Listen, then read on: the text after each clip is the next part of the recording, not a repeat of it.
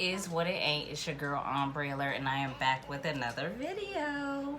So in today's video we have B Octavia.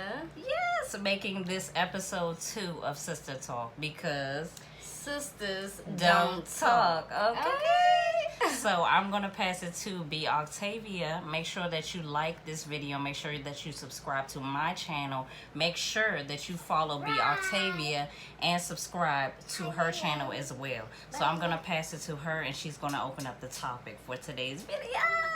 Okay, so now that the season of Love and Hip Hop Miami is over, so we have been discussing doing this video ever since we saw it, and this video will be on the scene where Hood Brat is talking to her real sister in real life about the custody of her other sister's kids. Now, where is the other sister? Unfortunately, she took her own life, and that was a part of Hood Brat's story too.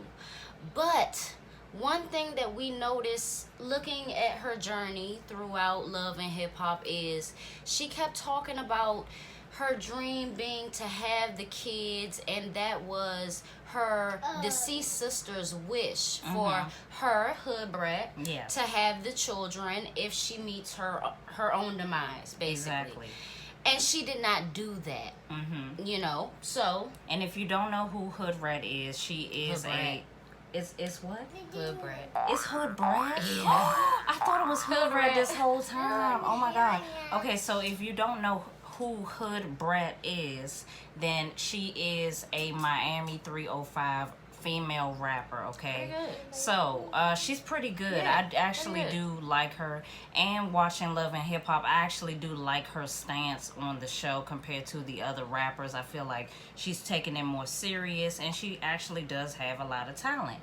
But what we did notice, and I think it's kind of cool that we both watched the scene, but we watched it separately, and then we came back to kind of talk to each other about it, and we kind of felt the same way. That's why we thought we should do a video on it. And personally, when I watched it, I saw her talking to her older sister, and her older sister she has her own kids, point blank period. And she just moved into a new house. She has a job. She's doing her thing, taking care of her kids. And Hood Brat came to talk to her about, you know, just her having multiple difficulties with taking care of her own kids and her sister's kids. And it seemed to me that Hood Brat wasn't paying attention to what she was saying, because she sounded like she needed help. And I mean, honestly, I felt like after watching it, I felt like she just didn't care. Because if you, my sister, who I grew up with, who, you know, we came from the same people, you know what I'm saying? If you were telling me that you need help, if you were telling me that you're tired, even if it's just your kids that you have, that's the least that I can do.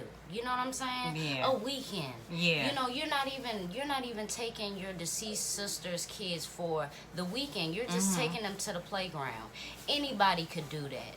The sister who has all of the kids could be paying somebody to do that. You're not doing anything special. And the number one thing that threw us off was when Hood Brat said, you know, it was her wish. She told her sister who has all the kids, it was her deceased sister's wish for Hood Brat to have the kids. Exactly. The sister didn't know that. She said, she really told you that? Wow. I forgot about that part. And you feel comfortable telling her this and still not taking the kids.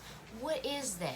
And to me, unfortunately, the sister did take her own life, but her asking Hood Brat specifically to take her kids was showing that she was considerate of her other sister, knowing that her other sister had her own kids, you know?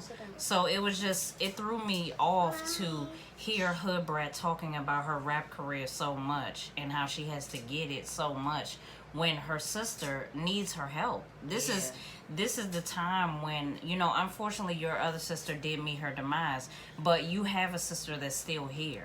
And this is the time where you need to correct any type of relationship with your sister. when a sister comes to you and she's crying for help, you're supposed to be there. You're supposed to be listening. And not only listening, you're supposed to be hearing what she's saying.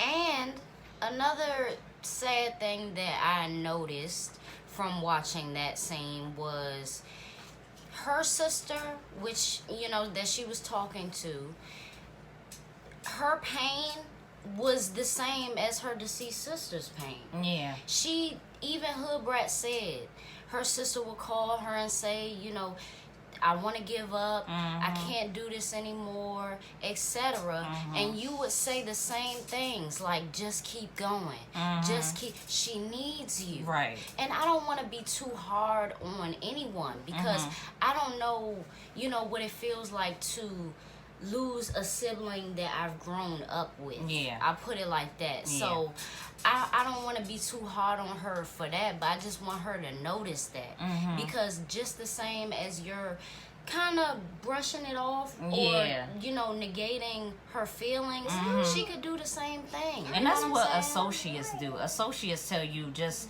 you know, no matter what you tell them, like if you're going through something and you talk to someone that's an associate, they'll tell you, oh, just keep going. Yeah. Oh, just, that ain't no associate to you. That's your sister. That's your sister.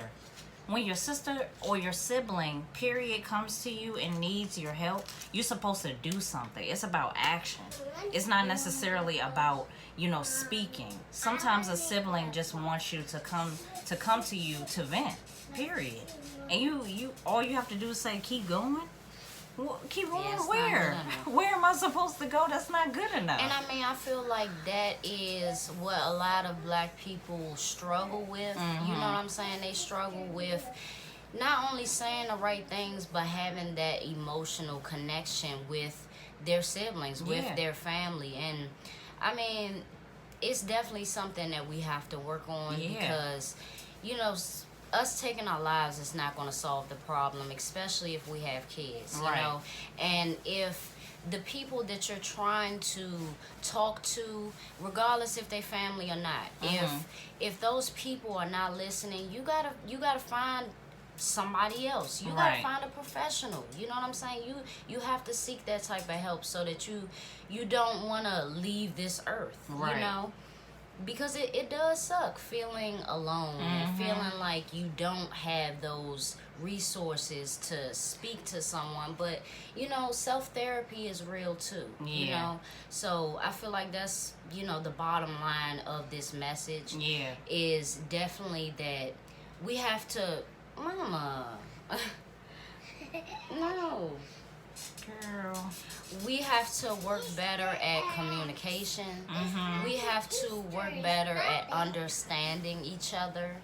And we have to work better at checking on ourselves, you know, checking on our mental health and making sure that we're straight, because it matters. It does. And I feel like we have to work better on being there for each other. You know, not just when we're doing great, you know.